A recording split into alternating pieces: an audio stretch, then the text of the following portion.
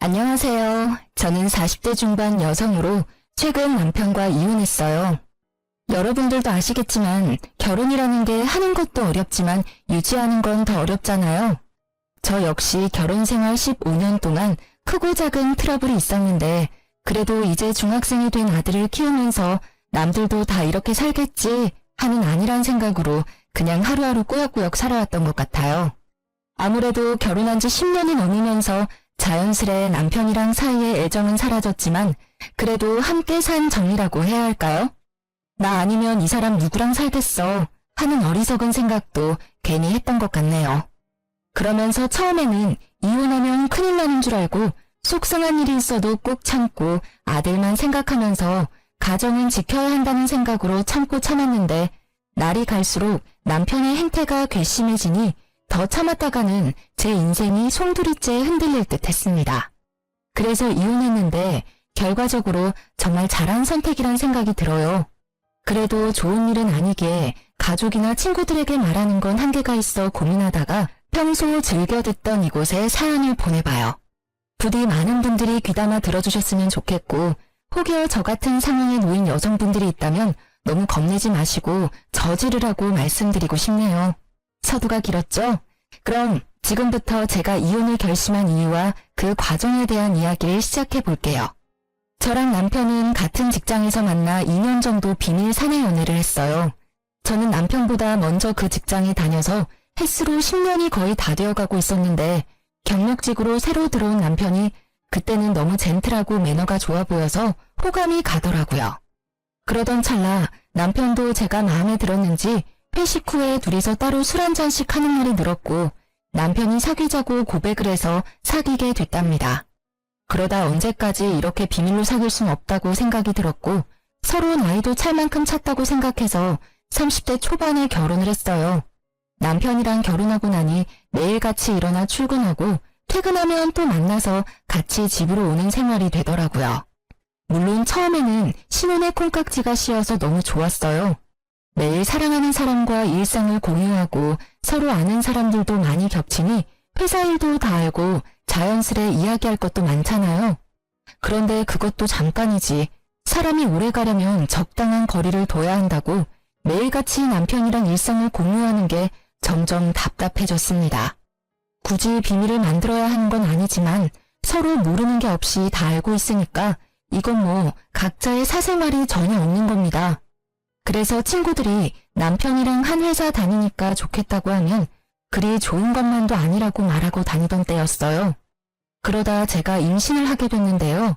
사실 저희는 서로 돈을 좀 모으고 자리를 잡은 뒤에 아기를 갖기로 했었는데 남편이 여행 가서 분위기 잡다가 계획보다 이르게 아기를 가지게 된 거였죠.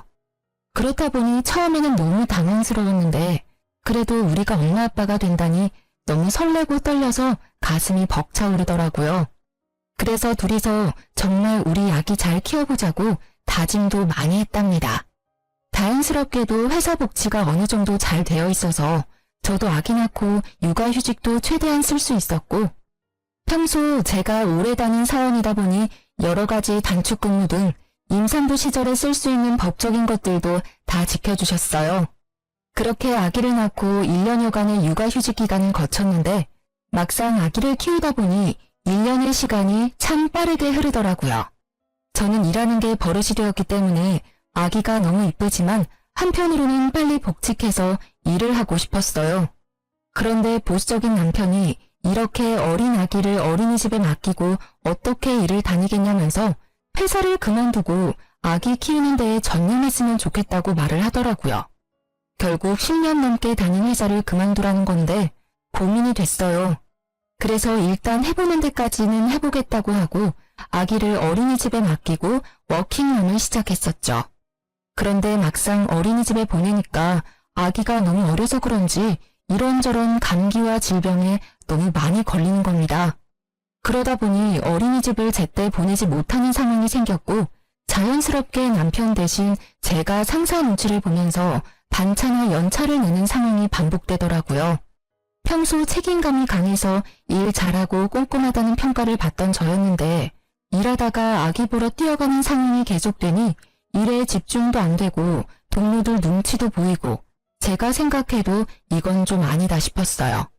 그렇다고 양가 부모님들이 봐줄 수 있는 상황도 아니었고 정신 차려보니 늘 저만 마음 졸이면서 발을 동동거리고 있더라고요. 그렇게 저도 모르게 반복되는 일상에 조금씩 지쳐가고 있었는데 남편이 집안도 엉망이고 회사에서 당신 욕하는 것 같다면서 회사를 그만두고 아기 키우는 데 전념을 하라고 재차 말하는 게 아니겠어요? 지금 생각하면 못 들은 척하고 그 고비만 잘 넘겼으면 됐는데 이미 몸도 마음도 많이 약해진 저는 그만 그 제안을 받아들였습니다. 이건 정말 나중에 두고두고 후회가 되는 부분이었어요. 그래도 그동안 일해놓은 경력이 있으니 일자리는 아기를 어느 정도 키워놓고 다시 구하면 될 거라고 안일하게 생각을 했고 결국 사표를 냈습니다. 그렇게 저는 흔히 말하는 경단녀의 길로 접어들었어요. 문득 정신을 차려보니 10년여간 다니던 회사를 그만두고 아기를 키우고 집안 살림을 하며 산 지도 어느덧 10년째더라고요. 진짜 세월이 언제 이렇게 많이 흘렀나 싶을 만큼 빠르게 지나간 것 같아요. 그동안 눈에 넣어도 안 아플 것 같았던 아기는 귀여운 초딩이 되어 무럭무럭 자랐고 저도 이제야 한숨 돌릴 수 있을 것 같았습니다. 그런데 갑자기 남편 회사에 문제가 생기면서 제 시름이 깊어졌어요. 남편은 제가 퇴사한 후 함께 다니던 회사를 그만두고 IT 계열 회사로 이직해서 꽤 오래 다니고 있었는데요. 아무래도 이쪽 계열은 머리 회전이 빨라야 하기 때문인지 나이가 들수록 더 많은 노력을 해야 한다고 하더라고요.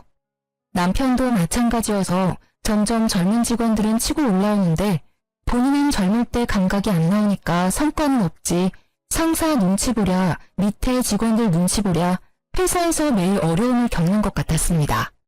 이맘때쯤 항상 술에 취해 들어와서 아이랑 저랑 자고 있으면 굳이 깨워서 아빠는 힘들게 일하고 왔는데 편하게 자고 있느냐면서 술주정을 부리는데 진짜 미치겠더라고요. 평소에도 사실 친구들 중에서 자기만 외벌이라고 장난식으로 투덜투덜 댔었는데 이게 장난 반 진심 반이었는지 계속 승진심사에서 누락되고 좌천이 되면서 월급까지 깎이니 그 스트레스를 저에게 푸는 겁니다. 가계부를 쓰라는 둥, 씀씀이가 왜 이렇게 해프냐는 둥. 외벌이 월급이 뻔해서 아끼고 살아온 저였는데 이렇게 제 전업주부 생활을 후려치니 너무 짜증나더라고요. 뭐야, 못 보던 건데 또 옷 샀어? 남편은 매일 회사에서 젊은 애들 눈치 보느라 진이 빠지는데 와이프는 집에서 탱자탱자 놀면서 돈 쓸 궁리나 하냐? 무슨 소리 하는 거야. 이거 원래 있던 옷이야. 전에 백화점에서 당신이 좋다고 사준 거잖아. 기억 안 나? 그리고 내가 무슨 집에서 탱자탱자 논다고 그래? 당신이 청소를 해, 빨래를 해, 요리를 해.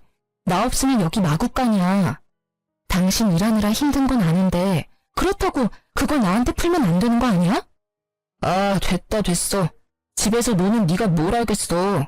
내가 얼마나 힘들게 돈 벌어오는지 가장의 무게를 이해하겠냐고. 웃기지 마. 내가 왜 이해를 못해? 나도 회사 다닐 만큼 다녀봤어. 당신도 알잖아. 처음 우리 회사 와서 힘들다고 징징거리는 당신 내가 뒤에서 얼마나 챙겨줬는데. 배은망덕도 유분수지? 그게 언제적 일인데 얼마나 할 말이 없으면 그걸 끄집어내냐?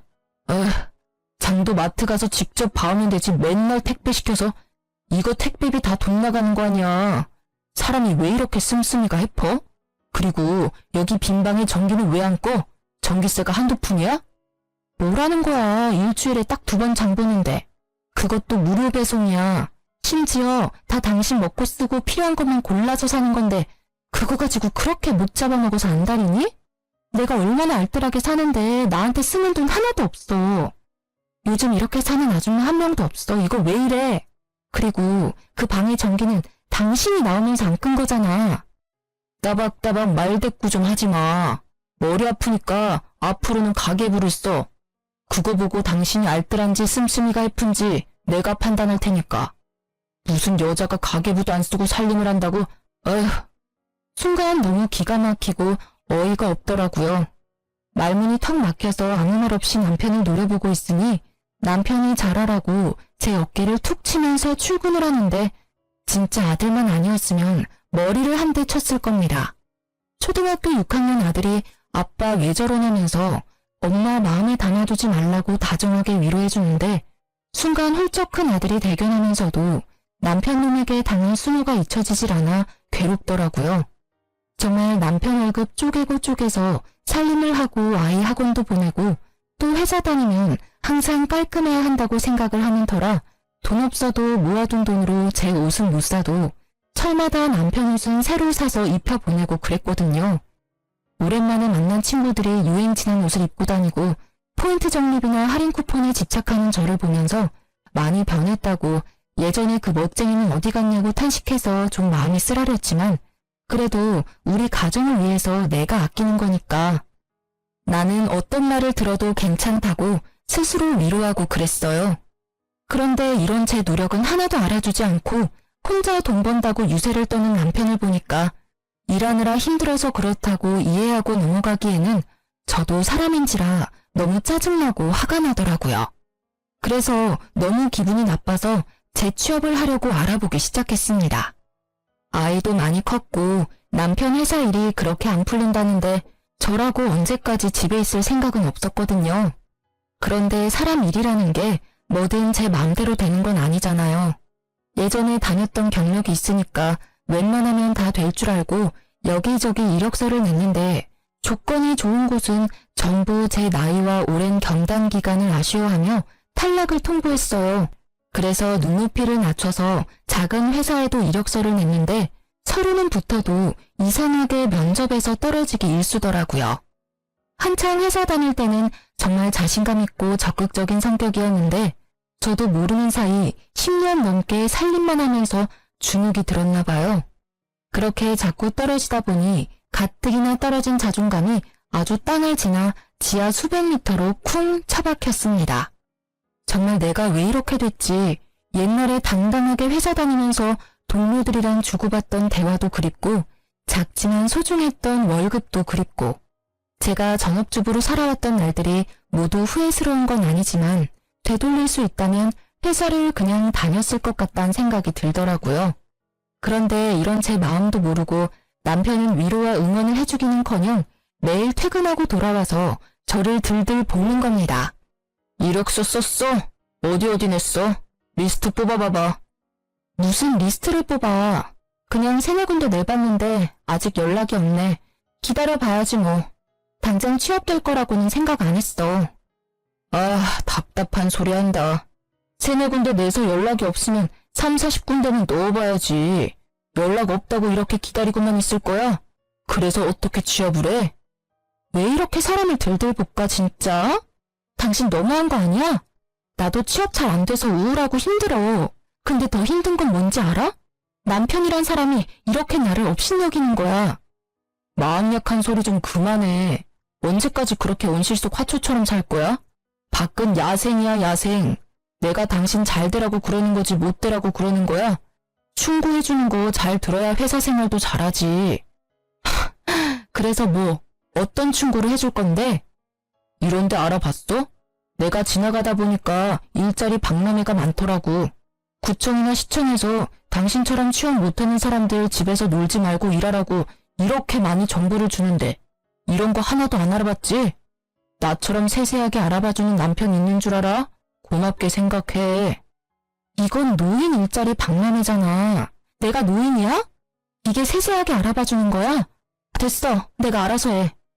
남편이 저에게 알아봤다며 건네준 팜플렛은 시니어 일자리 박람회였어요. 일하고 싶은 욕구는 있지만 일자리 찾기가 어려운 어르신분들을 위해 공공근로나 호텔 청소 같은 일자리를 알아봐주는 거 그거요. 근데 제 나이가 이제 40대 중반인데 제가 시니어는 아니잖아요? 그냥 남편은 제 입장에서 제 경력, 제가 하고자 하는 일, 적성 이런 것 따위는 안중에도 없고 나 혼자 돈 벌기 힘드니까 아무 일이나 대충 해서 그냥 돈 벌어와라 이런 마인드인 게 너무 열받더라고요. 그래도 시간은 흘러서 아이가 중학교에 입학하게 됐습니다. 남편 수입은 확 줄어들었는데 중학교에 입학한 아이, 사교육비는 더 늘어나면서 감당이 안 되더라고요. 줄이고 줄였지만 학원비가 이렇게 센 줄 몰랐어요. 그렇다고 안 보내자니 요즘은 친구도 학원에서 사귄다는데 이제 막 학교에 적응하는 아들을 생각하니 차마 못 끊겠더라고요. 그래서 결국 생활비를 아끼려고 있던 집을 전세 주고 좀 더 작은 집으로 옮겨가기로 했습니다. 그런데 남편은 그동안 왜 이렇게 돈을 못 모았냐면서 내가 버릇 안 준 돈을 다 어디에 썼냐고 화를 내는 겁니다. 진짜 이렇게 가세가 기운 게 전부 제 탓이라고 하는데 사실 그동안 보너스나 성과금 많이 받을 때에도 남편이 저에게 갖다 준 건 일도 없었거든요. 저는 오로지 남편 월급에서 생활비로 주는 돈만 갖고 여기저기 알뜰하게 쪼개 사용을 해왔는데 이런 식으로 저를 몰아가니 진짜 어이가 없었어요. 그래도 어쩌겠습니까? 이때는 당장 이혼할 것도 아니고 진짜 쫌생이다 생각하면서 뒤로 욕하고 말았어요. 그런데 남편이 구멍난 생활비를 신우에게 말했고 겨우 돈을 빌렸다면서 앞으로 살림을 알뜰하게 잘하겠다는 내용의 각서를 자기 앞으로 쓰라고 헛소리를 시전하더라고요. 진짜 시간이 지난 지금 생각해도 이때를 떠올리면 피가 거꾸로 솟고 가슴이 터질 것 같은데요. 더 짜증나는 건 사춘기인 아들이 남편 말을 듣고 열받아서 자기 방에 쾅 문을 닫고 들어가는 거예요. 한창 예민한 시기 아들인데 이렇게 아빠가 엄마를 무시하고 집안 분위기를 흐트리니까 얼마나 싫겠어요. 저뿐만 아니라 아들까지 남편놈 때문에 영향을 받는다고 생각을 하니까 진짜 이렇게 살아야 하나 싶더라고요. 그래서 오랜만에 만난 친구에게 하소연을 좀 했습니다. 여태까지는 제가 제 얼굴에 침 뱉기 같아서 남편 욕을 거의 안 했는데 거의 2시간 가까이 그간 있었던 일들에 대해 말하고 울분을 터뜨리니까 친구가 이렇게 심각했었냐고 그렇게 어떻게 사냐고 저를 위로해 주더라고요. 이 친구는 저와 달리 결혼하지 않고 혼자 사는 골드미스였는데 마케팅 회사를 다니며 승승장구해서 부장까지 달고 돈도 많이 벌더라고요. 다른 회사지만 저랑 비슷한 시기에 입사해서 신입 시절, 대리 시절 다 거쳤는데 저도 결혼하지 말고 그냥 회사나 열심히 다닐 걸 후회가 됐어요. 그래서 앞으로 어떻게 살아야 할지 모르겠다고 하니 친구가 너무 안타까워하면서 요즘은 회사 말고 창업을 하는 사람도 많다고 조심스레 말을 하는 겁니다. 그동안 회사 취업만 생각했지 창업은 정말 아이디어나 재주가 특출난 사람만 하는 거라고 생각했거든요. 그래서 아예 배제하고 있었는데 친구가 대뜸 제가 만든 홈 베이킹 쿠키를 팔아보라는 거예요. 사실 제가 전업생활을 오래 하면서 아이가 어릴 때는 시간이 없었지만 유치원 다니고 할 때부터는 휴식 시간이 좀 생기더라고요. 그래서 평소에 관심 있었던 홈 베이킹 쿠키를 취미로 하려고 꾸준히 배우고 만들어 왔었거든요.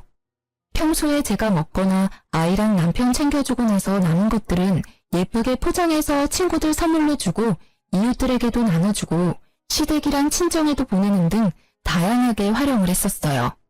만들 때는 재료 준비하랴, 숙성시키랴, 계량하랴, 오븐 구우랴 손 가는 게 많아서 번거롭지만 다 만들고 나면 너무 뿌듯하고 특히 맛있게 먹어주는 사람들을 보면 이 맛에 베이킹하는 거지 라는 성취감도 들었답니다. 워낙 아가씨 때부터 베이커리 카페 다니는 걸 좋아해서 보는 눈이 생겼는지 받는 사람들이 전부 너무 이쁘고 맛있다면서 이런 거 하나 차려서 하라고 말은 했었거든요. 그냥 인사치레로 하는 말이겠거니 생각했는데 친구가 그게 아니라 진짜 자기가 생각했을 때 괜찮은 것 같다면서 SNS에서 유명한 쇼핑몰들을 보여줬습니다. 살펴보니 조금 손이 많이 가기는 하지만 그 정도는 다 제가 할 수 있을 듯 했습니다. 보다 보니 이렇게 하면 더 예쁘고 맛있겠는데 하는 아이디어도 마구 떠올라서 친구에게 말했더니 대박이라며 맞장구 쳐주더라고요. 그래서 고민 끝에 SNS에 밝은 친구 도움을 받아서 비즈니스 계정을 만들고 나름대로 상호와 메뉴까지 정해 두근거리는 마음으로 쇼핑몰을 열게 됐어요. 처음 일주일은 문의조차 오지 않더라고요. 그러다 첫 게시 손님을 받았는데 반응이 꽤 괜찮았어요. 덕분에 용기를 얻었고 점점 찾아주는 손님들이 많아지더니 마케팅하는 친구의 도움으로 각종 이벤트와 체험단까지 운영하면서 생각보다 더 대박을 쳐서 돈을 쏠쏠하게 벌게 됐습니다. 저는 그냥 남편 눈치 보지 않고 쓸 수 있는 제 용돈 정도만 생각했는데 웬걸? 쪼들렸던 아이 사교육비도 낼 수 있겠더라고요.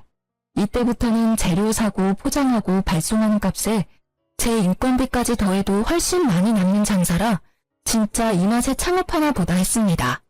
오히려 SNS로 시작하니까 월세도 나가지 않고 마진이 좋더라고요.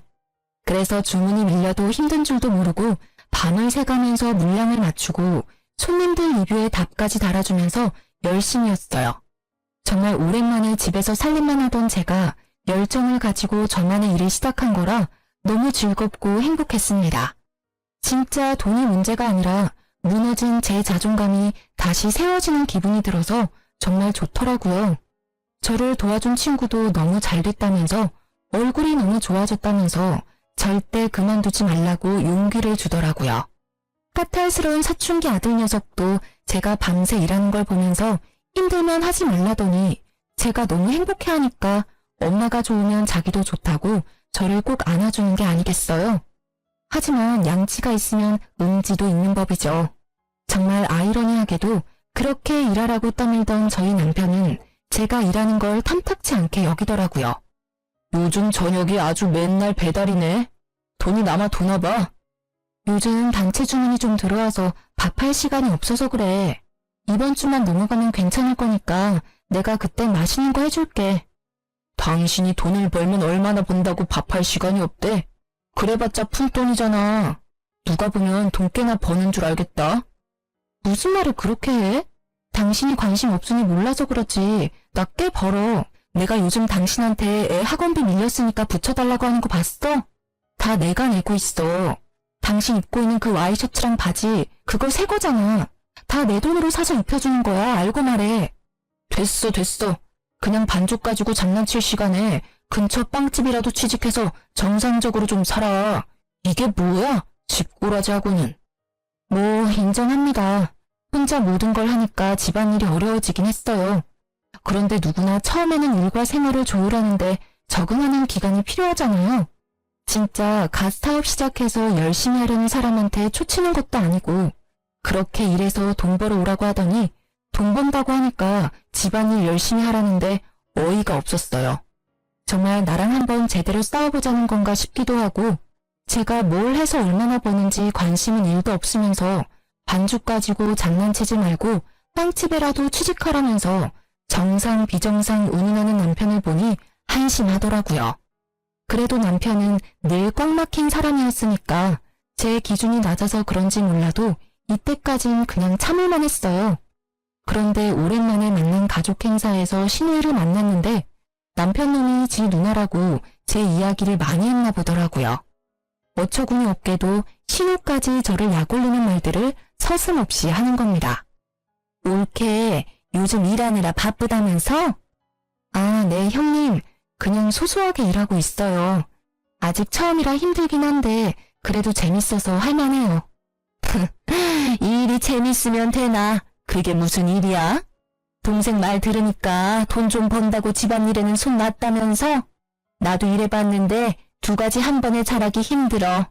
특히나 그런 사업은 하나부터 10까지 옳게가 해야 하는데 끝까지 잘할 수 있겠어? 괜히 힘 빼지 말지 그래?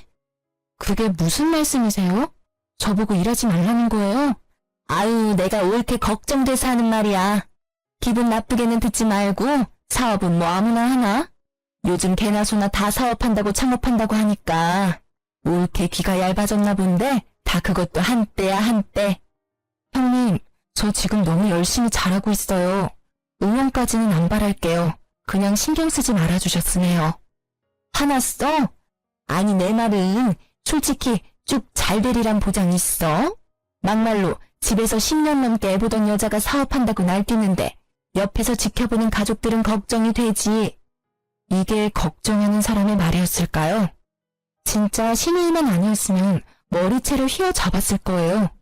어쩜 이렇게 남매가 똑같이 말을 못되게 하는지 무슨 학원이라도 다녔나 싶을 만큼 얄밉더라고요.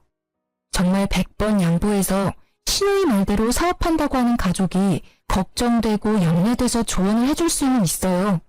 하지만 제가 열심히 하고 있으니 신경 쓰지 말아달라고 간곡히 말을 했으면 듣는 신우이라도 해야 할 거 아닙니까? 나이도 별로 차이도 안 나면서 손이 신우이라고 저를 자꾸 가르치려고 들고 비아냥거리는데 이건 뭐 잘 되지 말라고 저주하는 것도 아니고 정말 듣는 입장에서 기분이 많이 나쁘더라고요. 너무 빡쳐서 원래는 시댁 행사에 나눠주려고 가져갔던 가전제품 선물들이 있었는데 하나도 주지 않았어요. 그대로 친정 부모님 가져가서 다 드리고 평소에 오래돼서 잘 안 된다고 하던 세탁기도 새 걸로 바꿔드렸습니다. 그래도 분이 안 풀려서 어떻게 복수하지 싶더라고요. 결국 이들에게 복수하는 건 제가 어떻게든 일을 놓지 않고 더 열심히 해서 더더더 잘 되는 것밖엔 없는 듯 했습니다. 그래서 정말 힘들 때도 있었지만 단골 늘리기에 주력하면서 리뷰에도 신경 쓰고 아이디어도 계속 생각하면서 퀄리티 유지하려고 노력을 했어요. 그래서인지 언제부터인가 메신저로 홈베이킹을 직접 배워보고 싶다는 사람들이 늘어나더라고요. 처음에는 말주변도 없고 그래서 사람들을 직접 상대하고 가르치는 걸 할 수 있을까 걱정이 됐습니다. 그런데 이번에도 처음에 해보라고 응원해줬던 친구가 레시피 그대로 가르쳐주는 거고 친절하게 하면 된다고 못할 것도 없지 라면서 용기를 불어넣어 주더라고요. 정말 제 인생에 인복이 없다고 생각했는데 이런 좋은 친구를 곁에 둔 것만 해도 성공인 것 같네요. 어쨌든 사람들도 많이 해달라고 요청을 하겠다. 친구 응원도 들었겠다. 클래스를 열면 성공할 것 같다는 자신감이 생겨서 일단 남편에게 계획을 말했어요. 그런데 남편 반응은 정말 차갑고 매정하더라고요. 여보, 나 쿠킹 클래스 하나 차리고 싶은데 어떻게 생각해? 누가? 당신이? 아, 또 누가 바람 넣었어. 그때 그 친구지? 진짜 어이가 없다. 지금 하는 것도 쩔쩔매고 겨우 하면서 누구 가르치고 그러는 거 당신이 할 수 있겠어? 괜히 사람들한테 욕만 먹는다. 하지 마. 아니, 미리 레시피를 다 가지고 알려주는 거니까 나는 한두 시간 정도만 바짝하면 되는 거라 괜찮을 것 같은데. 이번 한 번만 나 좀 믿고 도와줘. 내가 이렇게 말한 적 없잖아. 뭘 도와달라는 거야? 설마 그거 차릴 돈을 달라는 거야? 집에서 할 수는 없잖아. 그래서 작은 데라도 좀 빌려야 할 것 같은데 아직 내가 그만한 돈은 없어서 우리 그때 비상금으로 모아둔 통장 있지? 그거 이번에 깨서 좀 쓰면 안 돼? 나 진짜 잘할 수 있을 것 같아서 그래. 내가 이자 쳐서 다시 채워 넣을게. 야, 웃기지 마. 돈 날릴 일 있어? 제발 정신 좀 차려. 그 돈 절대 못 주니까 정하고 싶으면 당신이 알아서 그냥 차리든지. 나는 반대했으니까 나중에 왜 안 말렸냐고 내 원망은 하지 마. 알았지? 사람이 어떻게 이렇게 짜증나는 화법을 구사하는지 남편이랑 대화를 하고 지지를 얻으려고 했던 제가 잘못이었습니다. 매사에 부정적이고 꼬여서 어떻게든 제가 하는 생각과 일은 절대 안 될 거라고 말을 하는데 이런 사람이랑 살아온 제가 회사 면접에서 주구장창 떨어진 건 어찌 보면 당연한 일이겠죠. 원래라면 남편한테 이 정도 말을 들었으니 자신감이 더 떨어져 그래 내가 제대로 할 수 있겠어? 그냥 접자 했을 겁니다. 그런데 저는 이미 SNS 쇼핑몰에서 한번 성공을 맛봤잖아요. 정말 성공의 단맛은 강렬하더라고요. 남편의 반대에도 불구하고 저는 자신감을 잃지 않고 그래 내가 알아서 할게 두고 봐라 하는 마음이 생겼어요. 그래서 친정동생에게 SOS를 쳤습니다. 제 말을 들은 친정동생은 처음에는 망설이다가 이왕 하는 거 제대로 하라면서 응원을 해주더라고요.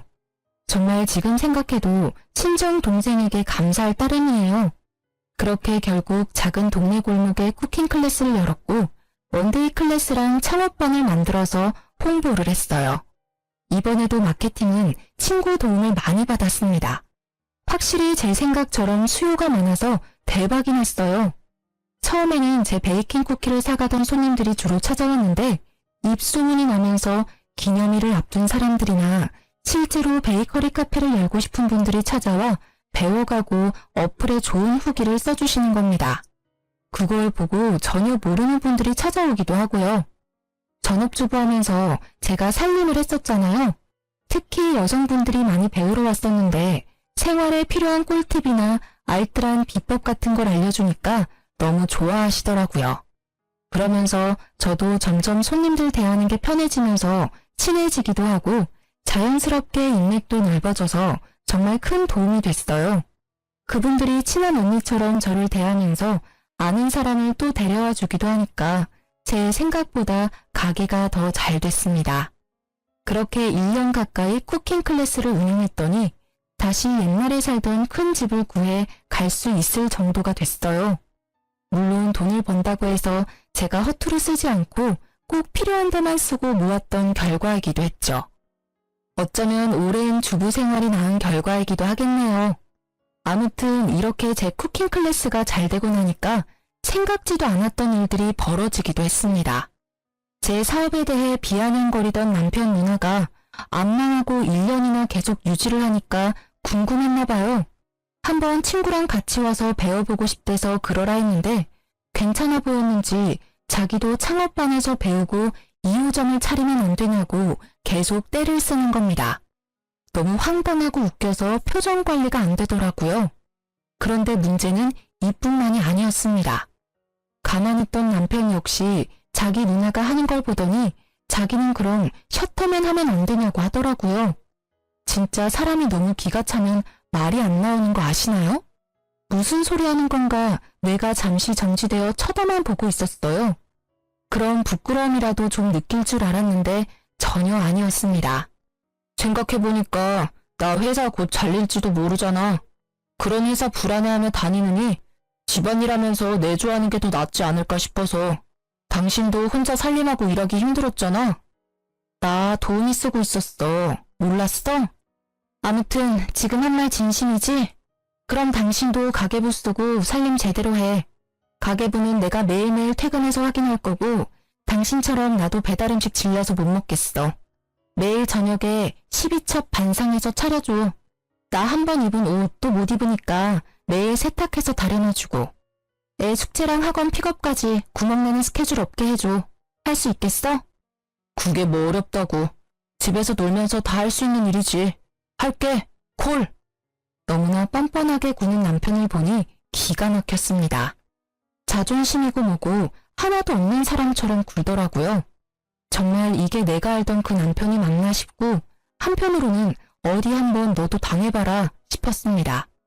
그래서 바로 카드를 던져주고 가계부 쓰면서 살림 제대로 하라고 으름장을 놨어요.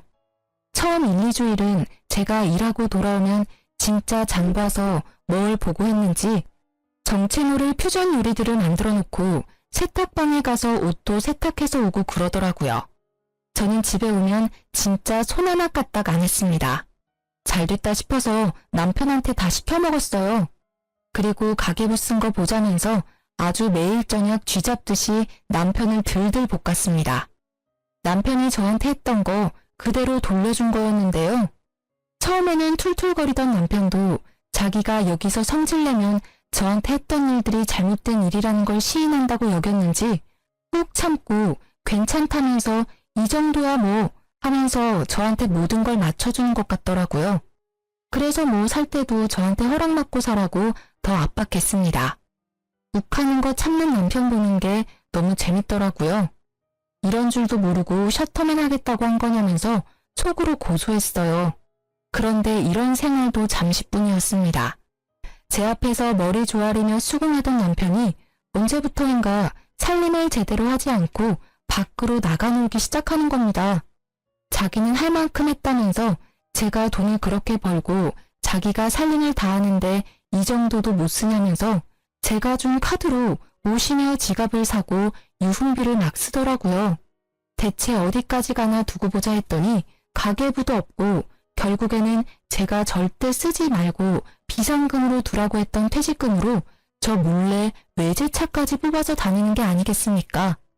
진짜 신우의 말처럼 사업이라는 게 언제까지 잘 될지 모르잖아요.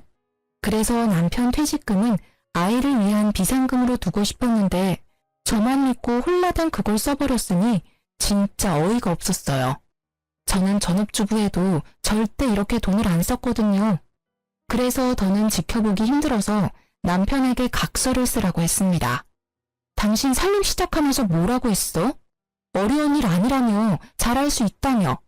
그런데 하나도 제대로 하는 게 없고 이게 뭐야? 당신 예전에 나보고 살림 잘하겠다고 각서 쓰라고 했었지? 당신도 각서 써. 지금 당장.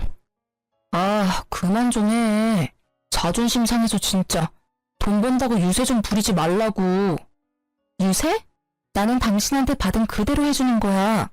그리고 내 돈 가지고 흥청망청 쓰는 사람한테 이 정도 요구도 못해? 당신이 잘했어 봐. 내가 이러는지. 당장 카드 내놔. 당신은 내가 피땀 흘려 벌어온 돈 쓸 자격이 없으니까. 남편 지갑에서 카드를 빼내려고 하는데 필사적으로 막더라고요. 진짜 제가 무슨 큰아들을 키우는 것도 아니고 너무 어이가 없었어요. 한사코 말리는 남편을 피해 지갑에서 카드를 꺼냈고 눈앞에서 바로 가위로 서걱서걱 잘라버렸습니다. 그 모습을 바라보던 남편이 씩씩거리면서 각서 쓸 테니까 종이를 가져오라고 하더라고요. 바로 종이랑 펜이랑 인주도장까지 싹 다 갖다 줬습니다. 그리고 살림을 잘하겠습니다. 생활비를 아껴 쓰겠습니다.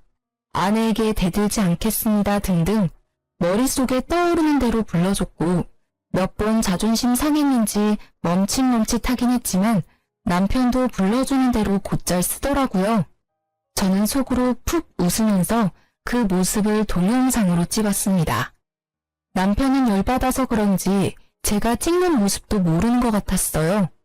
오늘 날짜를 적고 인주의 도장까지 찍는 것까지 보고 바로 신우이에게 동영상을 전송했어요. 진짜 자기 동생이 당하는 이 수모를 보고 얄미운 신우이가 어떻게 반응할지 너무너무 기대가 되더라고요.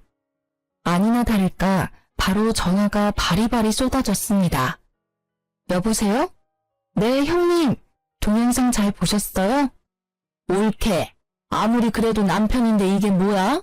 너무한 거 아니야? 자기 아빠를 이렇게 개무시하는데 애가 뭘 보고 배우겠어? 형님, 오해하지 마세요. 이거 전부 다 예전에 애 아빠가 저한테 하라고 했던 거고요. 저 개무시하는 거 이미 애가 다 봐서 보고 배울 것도 없어요. 그건 그렇고 형님한테는 구두로 말할게요. 이호점 절대 못 차려드리니까 꿈도 꾸지 마세요. 뭐? 왜 말이 달라? 지금 그거 차리려고 우리 전세금도 뺐는데 이제 와서 그게 무슨 소리야? 이거 사기야, 사기. 형님, 착각하셨나 본데 저희는 계약서 한 장 쓴 거 없고요. 저는 그러라고 허락해드리지도 않았어요. 형님 혼자서 북치고 장구치고 다 했는데 제가 뭘 어떡해요? 사업은 뭐 아무나 하나요? 헛수고하지 마세요. 동생 각서 쓰는 영상은 마지막 선물이니까 가족끼리 잘 돌려보시고요. 그럼 끊어요. 옳게! 옳게! 신우이와 제가 통화하는 걸 본 남편이 얼굴이 울그락불그락해져서 자기 동영상 찍었냐면서 미쳤냐고 막 이성을 잃고 달려들더라고요. 꼴의 자존심은 아직 있나 보다 했습니다. 남편 손에는 우스운 각서 한 장이 달랑달랑 달려 있었어요. 살펴보니 한자 한자 정성을 기울이기는커녕 흘린 채로 대충 썼는데 꼴 보기가 싫더라고요. 바로 남편 눈앞에서 종이를 쫙 찢어버렸습니다. 이게 뭐하는 거야? 쓰라며. 쓰라고 해서 썼는데 왜 찢어? 정성이 부족하잖아. 진심이 하나도 안 들어가 있는데 이걸 내가 뭘 보고 믿어? 당신은 항상 그런 식이지? 당신만 잘났다고 생각하고 나 가르치고 이렇게 가르침 받는 데는 익숙하지 않나 봐? 무슨 소리를 하고 싶은 거야? 똑바로 말해. 나 당신이랑 더는 못 살아. 우리 이혼해. 지금 나 놀리냐? 내가 왜 이혼을 해? 저는 남편이 퇴직금을 외제차 뽑는 데 쓴 일부터 이미 이혼을 결심하고 이혼 서류를 준비했습니다. 그런데 이혼 통보를 했더니 남편이 미친 듯이 달려들어 저를 잡고 말리려고 안간힘을 쓰더라고요. 진짜 구질구질한 모습에 짜증이 나서 뺨 때리고 준비해뒀던 이혼 서류 던지고 집을 나갔어요. 등 뒤로 남편의 열받아 울부짖는 소리가 들리는데 너무 통쾌했죠. 그렇게 저와 남편은 이혼을 하게 됐는데요. 정말 다행스럽게도 저는 쿠킹 클래스가 계속 잘 풀려서 저를 도와줬던 친구랑 동업을 시작했고 2호점을 내면서 승승장구하고 있는 중이에요. 신우이는 저한테 제대로 배우지도 않고 무리해서 쿠킹 클래스를 열었는데 실력이 부족하니까 아무리 홍보를 잘해도 초반 반짝이지 나중에는 파리만 날려서 월세도 못 내고 빚만 떠안았다더라고요. 저희 수강생 중에 신우이 쿠킹 클래스 다녀온 분도 있었는데 어찌나 욕을 하던지 속이 시원하던 거 있죠? 심지어 전 남편은 신우이 쿠킹 클래스에 투자를 했는데 같이 빚쟁이가 돼서 다시 취업을 하려고 하지만 나이가 많아서 재취업도 힘들고 생활비 벌려고 여기저기 아르바이트하러 다닌다고 하더라고요. 진짜 이 통쾌함은 뭐라 표현이 안 되는 것 같아요. 막혔던 가슴이 뻥 시원해지고 10년 묵은 채증이 확 내려간다는 게 이런 느낌이구나 싶더라고요. 정말 살면서 잊지 못할 인연들이 많지만 전 남편과의 결혼 생활은 정말 잊고 싶은 추억이에요.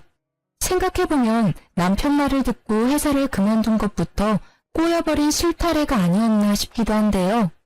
어쨌든 저는 제 전업주부 생활이 아쉽기는 하지만 사랑하는 아들을 건강하고 바르게 키워냈다는 것 하나는 정말 자부할 수 있는 업적이라고 생각한답니다. 사실 전업주부, 워킹맘 모두 가정을 위해 헌신하고 자기 자식을 사랑하는 건 마찬가지잖아요.